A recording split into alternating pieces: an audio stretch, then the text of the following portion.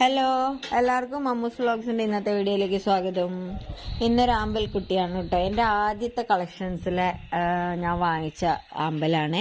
ഇതിൻ്റെ പേര് കീലാർഗോ എന്നാണ്.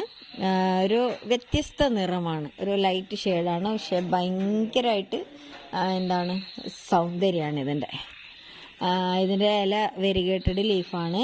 ലീഫിൽ നിന്ന് തൈ ഉണ്ടാവും കേട്ടോ, ഇഷ്ടം പോലെ തൈ ഉണ്ടാവും. ലീഫിൽ നിന്നുണ്ടാവും, പിന്നെ ഇതിൻ്റെ മെച്ചോർഡ് പ്ലാന്റ് ആകുമ്പോഴേക്കും അതിൻ്റെ കിഴങ്ങ് വരും, കിഴങ്ങൊന്നും തൈ ഉണ്ടാവും.